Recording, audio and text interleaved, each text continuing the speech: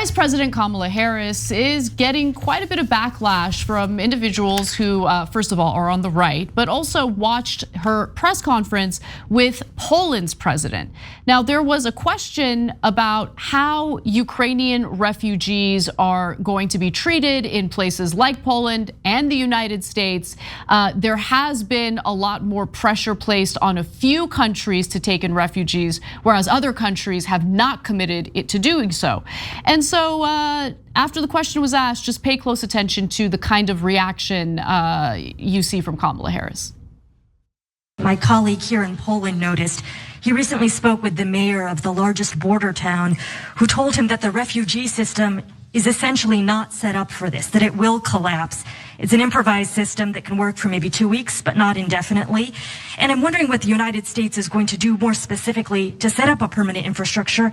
And relatedly, is the United States willing to make a specific allocation for Ukrainian refugees? And for President Duda, I wanted to know if you think, and if you asked the United States to specifically accept more refugees. Okay.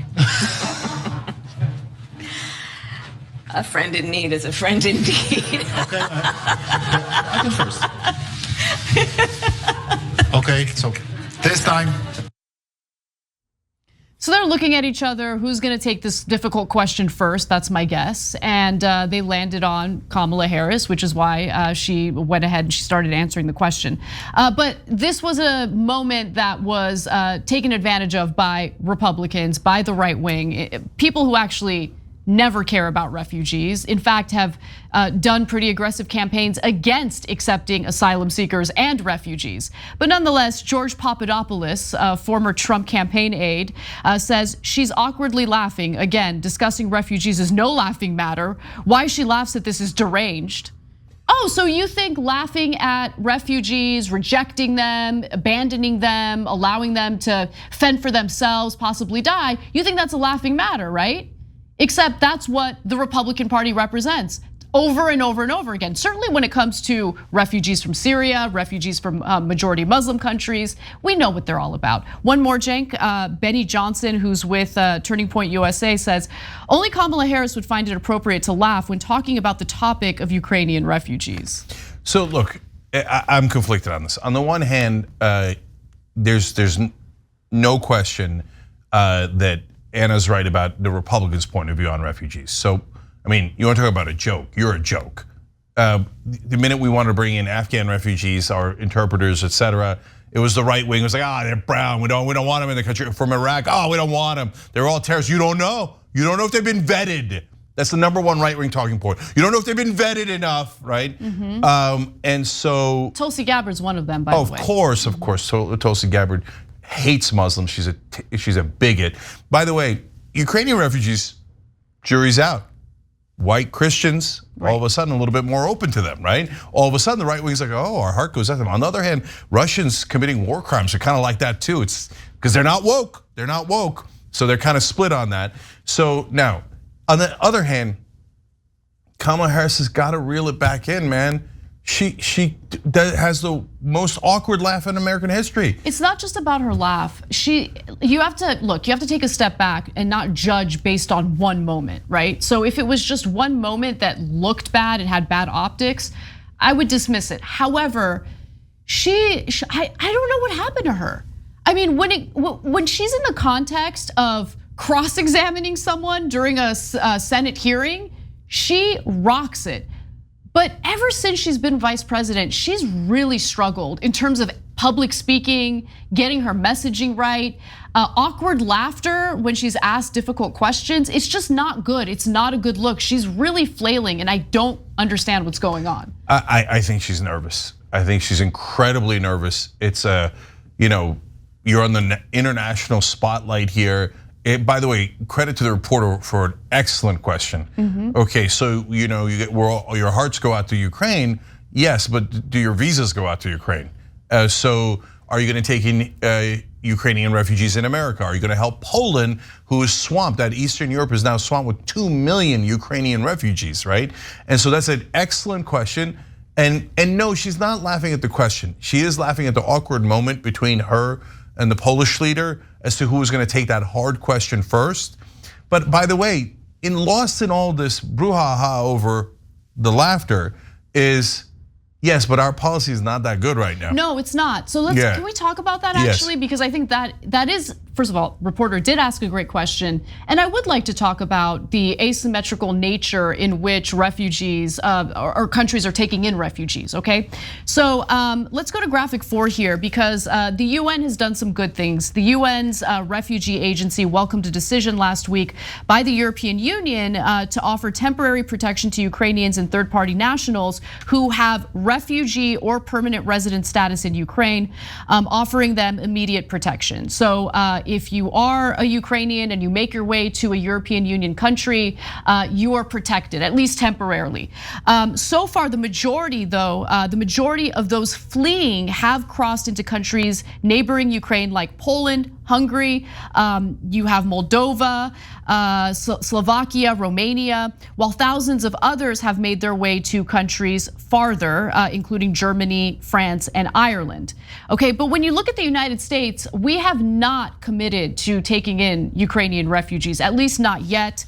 Other nations are being accused of falling behind, particularly Britain, after it acknowledged issuing just 300 visas to Ukrainians so far in response to the crisis. The UK issued the visas under a program for refugees with family links to the country.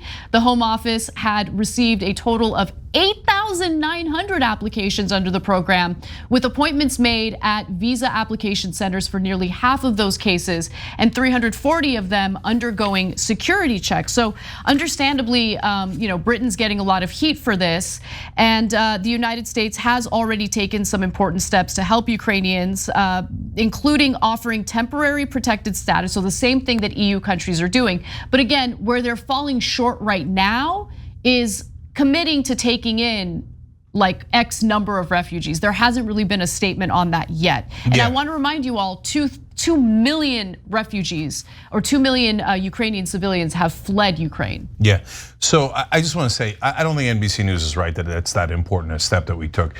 Those are for people who already had visas here and happened to be here on business or tourism or students. That's not that many people. And so, yes, they can't go back to Ukraine, a lot of them, and it makes sense for us to do that. But that doesn't really address the refugee situation at all. Let's just be clear about that. Right. So that's where we are. I think it is important to focus on what the reality is. And yeah, Kamala Harris has not been doing a great job but look, part of the problem is, Cenk, does she have foreign policy expertise, right? So people say that all the time. I hear you, but to me, it's not that hard. You just you learn, right? So how do we learn the things that we know? We study the news, we study the facts. So I didn't need to go to Poland to understand Ukrainian refugees streaming into Poland. I understand the issue of refugees because we've covered it for 20 years. We've studied it, we know it. She could do likewise. And she's gotta look, simple advice here for whatever it's worth, and we're not big fans of Kamala Harris within the Democratic Party, so I'm sure she's not looking forward to advice from us. But it's okay to say, hey, that's a good question. We'll follow up afterwards and get you a clear answer, right? So you don't have to know every answer. You don't have to be perfect on it. You just have to say, hey, this is what I have now in terms of information. I'll get you more information later. But she's at this point, she's frazzled because everybody's attacking her, and I get it. That's a tough spotlight, right? And there's all those stupid articles that came out in Washington a couple of months ago saying, oh, she's no good and her office is in disarray, and now all of a sudden she's lost a lot of political capital, and so she's getting more and more nervous. Just one of her advisors, just stop telling her to laugh or giggle in serious situations. And I'm telling you this, I know we're not on the same side within the Democratic Party, but I'm genuinely saying it because it looks terrible. It comes across as callous, right? Especially in a serious context like that. So I think you're right. And listen, she's the Vice President of the United States. It's an incredibly powerful position. I get it, especially when you're being bombarded with negative news or negative attacks. You got to brush it off, and you got to at least put on a brave face and get the job done. Thanks for watching The Young Turks. Really appreciate it. Another way to show support is through YouTube memberships. You'll get to interact with us more. There's live chat emojis, badges.